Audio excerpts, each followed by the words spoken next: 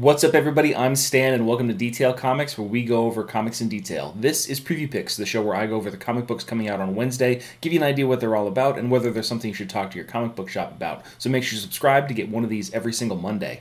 The first book that I want to talk about is DC's Titans number 18. So Titans has been a pretty good ongoing series ever since its debut as part of DC Rebirth. So with issue number 18, we're dealing with Troya primarily. So we have a deceased Wally West who is possibly being resurrected, according to some preview issues of this. So it's just one of those things where Titans is something that I should be following along with a lot more. It had a lot of early Easter eggs for DC Rebirth, and I really enjoy this team as it's written by Dan Abnett, so definitely something that I'm going to be on the lookout for. Also, we have All New Wolverine number 28, which continues on the story of Laura, Gabby, and Daken as they take on the Orphans of X. So Tom Taylor's been doing a fantastic job with this. If you want to get a little bit more flavor as to Tom Taylor's writing, you can check out, Injustice, All New Wolverine, and this is a precursor to X-Men Red, which he's going to be writing with Mahmoud Asrar, which is coming out in February at this point in time. But overall, All New Wolverine has been a very strong book from Marvel, and even though some people might not necessarily appreciate the change in character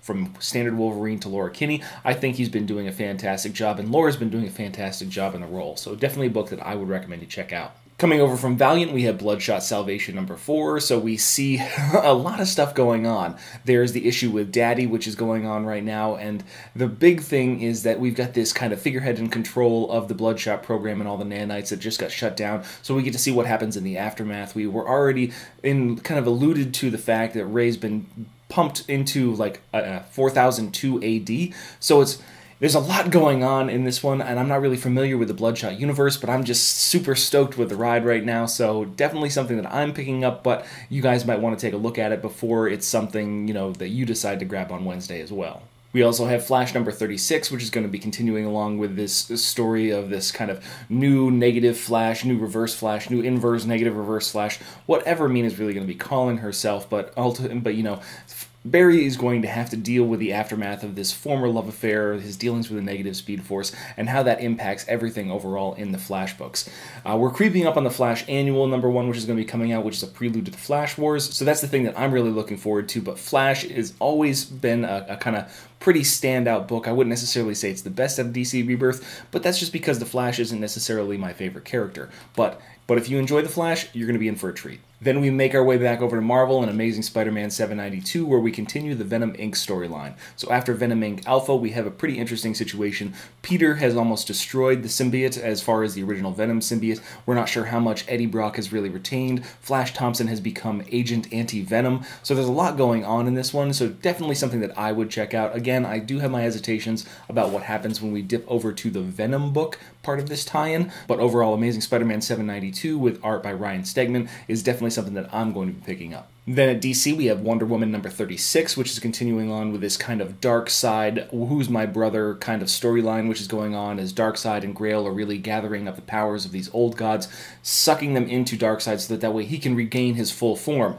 So while in Metal he was a baby, and now in Wonder Woman he's kind of like a teenager to a young adult and then going on to full adult, there's a lot going on, and it really seems like Wonder Woman is the only person dealing with this at this point in time. So if you want some Darkseid, hop on Wonder Woman. Of course, if you want something badass, hop on Punisher number 219, because we're going to continue to talk about Frank Castle inside the War Machine armor. So this isn't something that was bequeathed to him, it was more of like, Nick Fury Jr. said, hey, there's this thing, I want you to be able to use it, but I want it back. And Frank's like, yeah, fuck that, as he blasts off in the War Machine armor, and we get to see what he actually does with it. Like, how global is he going to take his war against those that are, evil in his eyes. So I'm really excited to see what Frank does with the War Machine armor. It feels like we're just getting warmed up, so I'm on board for this series as of right now.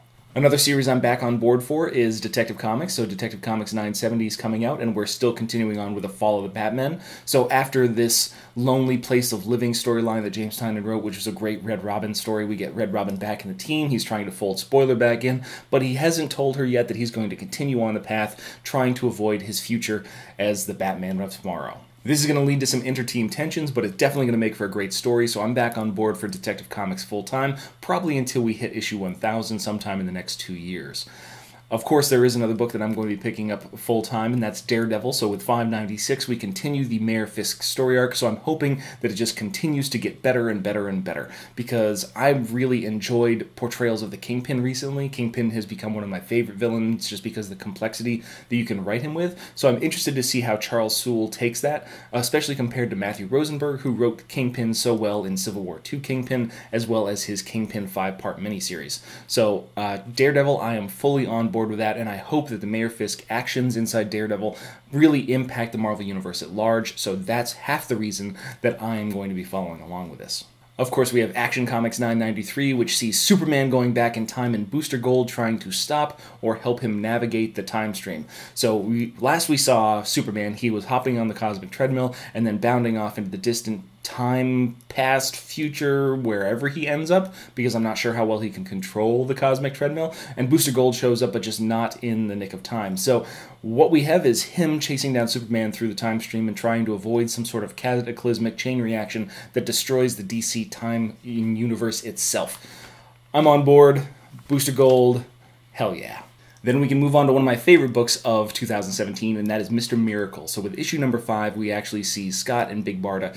It appears that they're going to have to go before Orion for trial and execution. They already had the trial in the last issue, which was just this explosive tension-building piece. You make sure to check out the review on Mr. Miracle number 4 that I did. There's just some great use of space from Mitch Gerads. I say that wrong every single time, but Mr. Miracle number 5, Mr. Miracle in general, is a series that people need to be reading. It's just so interesting. It's so weird and kooky and violent and awesome in every respect. So definitely something that I'm going to be picking up. I'm going to get both covers, the regular and the variant cover. So if that's something that you want to do, definitely something I'd recommend as well. Then let's talk about new number 1s and one-shots with The Wicked and the Divine Xmas special. So I haven't been really following along with The Wicked and the Divine since like probably volume 2 or volume 3, but there's something, you know, it's a story that I was really enjoying. So I'm wondering how the Christmas special is really going to pan out, but it's definitely something I want to make you guys aware of.